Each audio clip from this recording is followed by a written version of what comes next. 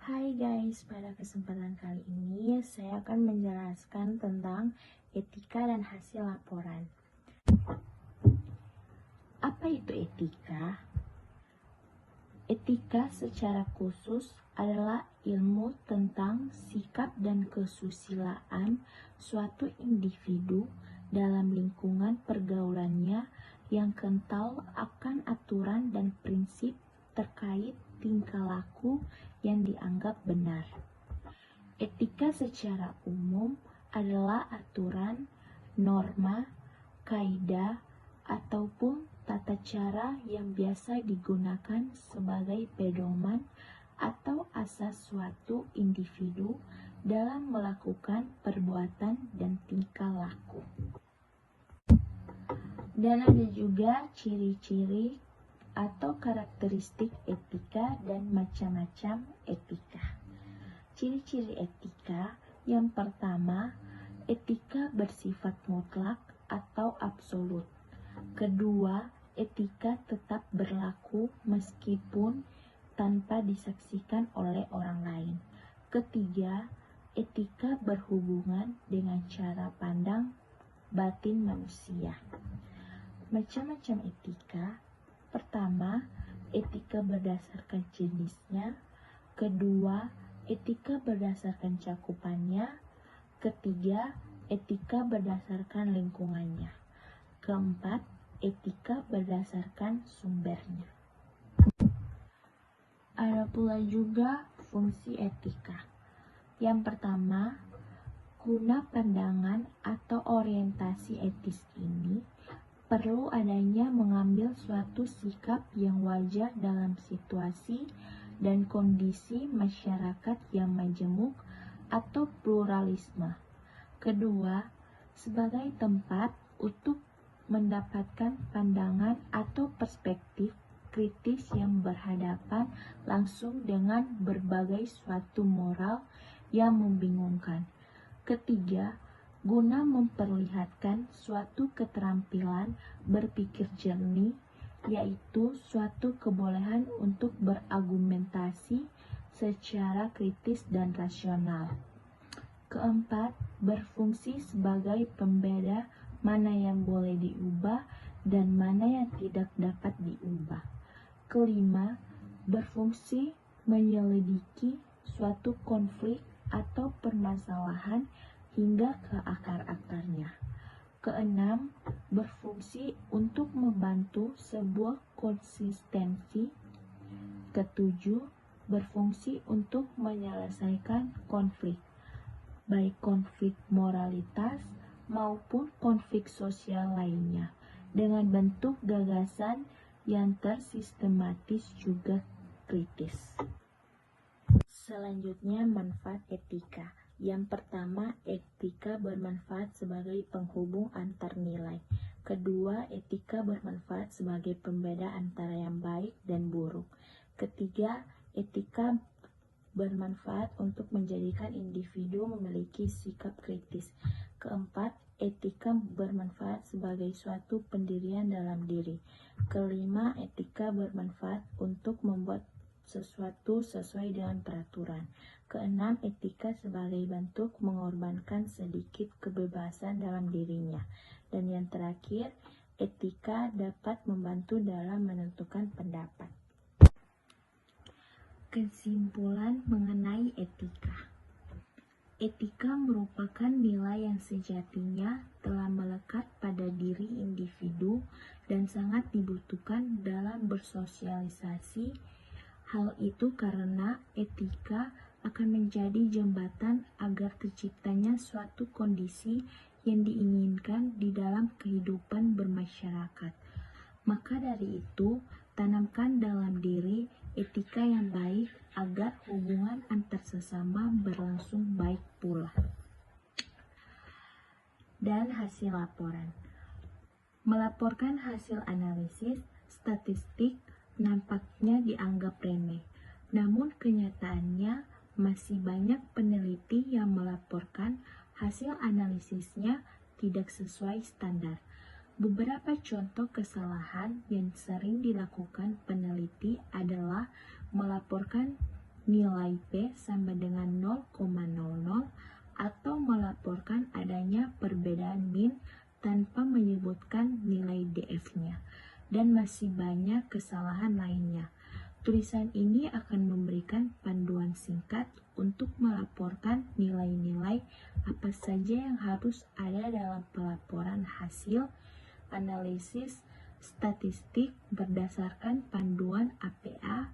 Akan disajikan contoh juga menuliskan laporan dari hasil output SPSS. Panduan umum. 1. Jangan mengulang pelaporan nilai statistik yang sudah ada dalam teks ke tabel atau gambar. Kedua, dalam tabel dan gambar, laporkan nilai P sesungguhnya atau misal P sama dengan 0,015, kecuali jika P adalah kurang lebih 0,001 atau sebagai gantinya tulis P kurang lebih 0,001. Terkadang penulis kesulitan jika harus melaporkan nilai P sesungguhnya dalam tabel. Dalam kasus tertentu, penulis dapat mengganti nilai P dengan tanda bintang di samping nilai statistik, atau misal 24 bintang-bintang. Kaidah umum penggunaan tanda bintang adalah P kurang lebih 0,05, bintang-bintang P kurang lebih 0,01, bintang-bintang P kurang lebih 0,001. Ketiga, beri spasi sebelum dan sesudah tanda hitung matematika atau misal kurang, tambah, lebih, besar dari, kurang dari untuk nilai negatif. Beri spasi hanya sebelum tanda minus, bukan setelah tanda minus, atau misal M sama dengan min 8,25. Keempat, gunakan cetak miring untuk simbol statistik atau misal M, SD, F, T, DF, P, N, OR. Sementara untuk huruf Yunani atau misal A, beta kali 2 tidak perlu cetak miring. Penggunaan simbol tersebut juga tidak perlu diberi penjelasan artinya. Dan pelaporan dalam bentuk tabel. 1. Ikuti kaidah pembuatan tabel format APA output SPSS. Masih belum standar APA, jadi perlu disesuaikan gunakan output dari JASP. Jika ingin yang sudah standar JASP. Kedua, tidak ada bentuk baku tabel harus seperti apa. Namun sajikan nilai-nilai yang perlu disajikan untuk masing-masing teknik analisis atau seperti penjelasan sebelumnya. Ketiga, sajikan informasi semudah mungkin agar pembaca mampu memahami dengan sekilas informasi yang disajikan. Tabel biasanya disajikan ketika penjelasan dengan kalimat terlalu panjang, namun pada analisis yang sederhana, misal hanya mengkorelasikan dua variabel, tabel tidak diperlukan. Keempat, tabel dan teks harusnya tidak saling overlap. Apa yang sudah tertulis di tabel tidak perlu ditulis kembali di teks, begitupun sebaliknya. Catatan, dalam tulisan ini tanda koma banyak ditulis dengan simbol atau koma karena mengikuti penyesuaian dalam bahasa Indonesia. Sementara seharusnya kalau mengikuti panduan APA, tanda koma ditulis dengan simbol atau titik. Kedua, format APA tidak menuliskan angka 0 di depan tanda koma untuk bilangan yang nilainya tidak mungkin lebih dari 1. Atau misal koefisien korelasi R, cukup tuliskan R sama dengan 32. Sedangkan jika nilainya bisa lebih dari 0, tuliskan angka 0 tersebut atau misal nilai Z sama dengan 0,32. Meskipun demikian, untuk jurnal nasional sebagian besar masih menuliskan angka 0 di depan koma. Jadi untuk publikasi di jurnal nasional format silakan mengikuti panduan jurnal. Dan yang terakhir, saya ingin menjelaskan tentang penyelesaian menggunakan perangkat lunak. Yang pertama, SPSS. SPSS adalah aplikasi atau perangkat lunak yang sangat populer mulai tahun 70-an sampai saat ini. Di antara para peneliti, perangkat lunak atau aplikasi ini dikembangkan oleh perusahaan besar, IBM. Kedua, EView. Tampilan ekonometrik adalah perangkat lunak statistik yang memang dikembangkan oleh QMS atau perangkat lunak mikro kuantitatif. Aplikasi ini diluncurkan pada tahun 1994. Ketiga, Minitab. Minitab adalah perangkat lunak atau aplikasi data yang dirancang untuk melakukan data statistik. Keempat, R Software.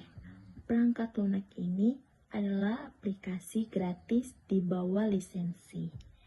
GNU, perangkat lunak ini dapat digunakan untuk menganalisis ilmu sosial dan tepat.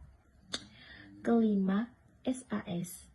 SAS atau Sistem Analisis Statistik adalah analisis statistik perangkat lunak yang dirancang dan dikembangkan oleh SAS, Institute.